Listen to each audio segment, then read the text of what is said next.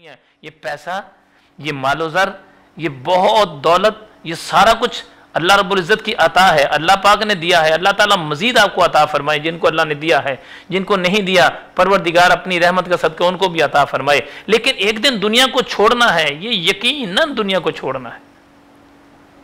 بہت ساری باتیں ہیں جب کرتے ہیں تو پھر خیالات اور دور تک نکل جاتے ہیں کہ یہ کیا بات ہے. ایک دفعہ یہاں جنازہ پڑھانے کے لیے گئے تو چھوٹا بچہ تھا 10-11 سال کا. تو اس کے باپ کا جب جنازہ اٹھایا، اب جہاں 11 سال کے بچے کا جنازہ، اس کے باپ کا جنازہ اٹھایا ہوگا تو یقیناً بچے کے جذبات کیا ہوں گے. تو دکھیے دا درد دکھیا جانے سکھیے نو کی خبراں. تو اب وہ بچہ اپنے باپ کے قدموں سے لپٹ گیا اور کیا رہا ہے. اس کے الفاظ سنیں، پاپا مجھے کس کے حوالے کر کے جا رہے ہیں آپ؟ کس کے حوالے کر کے جا رہے ہیں؟ مجھے کیوں چھوڑ کے جا رہے ہیں آپ؟ مجھے کیوں چھوڑ کے جا رہے ہیں آپ؟ کس کے حوالے؟ میں نے نہیں آپ کو جانے دینا. یقیناً جن کے گھروں کے اندر ایک لاشا رکھا ہوتا ہے، وہ ہر لازم بات ہے اس کی بیوی بھی اپنے الفاظ میں یہی کہہ رہی ہوگی کہ مجھے کس کے حوالے کر کے جا رہے ہو. ابھی بچہ یہ رو رہا تھا تو اس سے چھوٹی بہن تھی، سارے لوگ اس کو پکڑ رہے تھے لیکن وہ بھاگتی ہوئی اندر آ گئی جہاں پہ ڈیڈ باڈی رکھی تھی باپ کی. اور زندگی میں بہت سارے سین دیکھے ہیں لیکن ایسے کم سین دیکھنے میں آتے ہیں.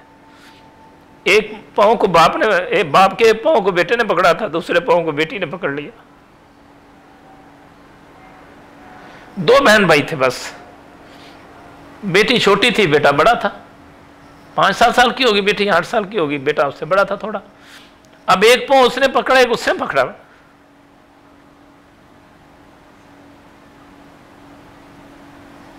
دونوں کے ایک الفاظ، پاپا کس کے حوالے کر کے جا رہے ہیں؟ اور چند دنوں کے بعد عید تھی، بقرہ عید. تو اس کے الفاظ سننے بیٹی کے، پاپا بھی تو آپ نے مجھے کہا تھا میں نے آپ کو سوٹ دلانا ہے. سوچیں ذرا، اولاد بچ جائے گی یا کہیں پر ماں باپ بچ جائیں گے، کہیں پر جوان بیٹا چلا جائے گا، بوڑھے ماں باپ بچ جائیں گے، کہیں پر بوڑھے ماں باپ چلے جائیں گے، جوان بیٹا بچ جائے گا. یہ نظام زندگی، کہیں پر چھوٹا بچہ بچ جائے گا، ماں چلی جائے گی. یہ اللہ تعالیٰ کا بنایا ہوا ایک نظام ہے. لیکن اس بات کرنے کا مقصد فقط یہ ہے ہم نے کیا تیاری کی ہے اپنی آخرت کی، کیا تیاری کی ہے ہم نے. کیا نمازیں ہم نے پوری پڑھی ہیں؟ کتنی نمازیں ہم نے چھوڑی زندگی میں؟ سوچیں ذرا. ان گنت نمازوں کو قضا کرتے رہے، جھوٹ بولتے رہے، زندگی میں غلط بیانی کرتے رہے، گناہوں کے انبار لگ گئے، ڈھیر سارے گناہ ہو گئے. گناہ کر کر کے تھک گئے. اب تو برائیوں سے باز ہی نہیں آئے. اور پھر سوچیں ذرا، آپ قبرستان میں کبھی جائیں، جو مرد حضرات ہیں جا کے دیکھیں، تختیاں لگی ہوتی ہیں، فلاں بن فلاں اس ڈیٹ کو آیا اور اس ڈیٹ کو چلا گیا. سوچنے والی بات ہے. ہمارے سے زیادہ پیسے والا وہاں پڑے ہوئے ہیں، ہمارے سے زیادہ خوبصورت. ہم اس حقیقت کو کیوں بھول کے بیٹھے ہوئے ہیں؟ کیوں بھولے ہوئے ہم لوگ؟ نہیں احساس ہوتا کبھی ہمیں اس باتوں کا. اپنے کندھوں پہ اٹھاتے ہیں اور کندھوں پہ اٹھا کے ہم قبرستان میں چھوڑ کے آتے ہیں. بس قبرستان میں چھوڑنے تک کچھ لوگ اس وقت بھی پیچھے سیاست میں پڑے ہوتے ہیں، کچھ لوگ اس وقت بھی پیچھے کسی اور کو پکڑا ہوتا ہے، اس کے خلاف بات کر رہے ہوتے ہیں، اس کے خلاف، حالانکہ جنازے کے ساتھ چل رہے ہیں. سوچیں ذرا، کیا میں نے، آپ نے، جتنے دنیا میں انسان ہیں، ہم نے دنیا سے نہیں جانا؟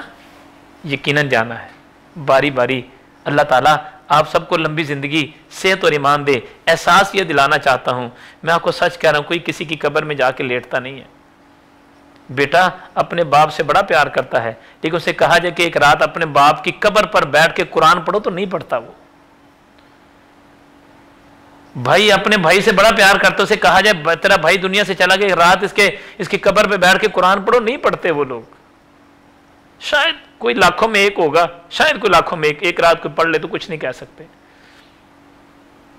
اپنا حساب خود ہی دینا ہے. یہ مال ابھی مرنے کی دیر ہوگی، وہ کہے گا میرا ہے، وہ کہے گا میرا ہے، وہ کہے گا میرا ہے، بیوی کہے گی میرا ہے، بچے کہیں گے میرا ہے، ماں باپ کہیں گے میرا ہے، بہن بھائی کہیں گے میرا ہے، گورنمنٹ کہے گی تمہارا نہیں ہے. مطلب ساری باتیں آپ کے سامنے ہیں. میرا خیال ہے کوئی ایسی بات نہیں ہوتی جو خاندانوں میں نہیں دیکھنے میں آتی.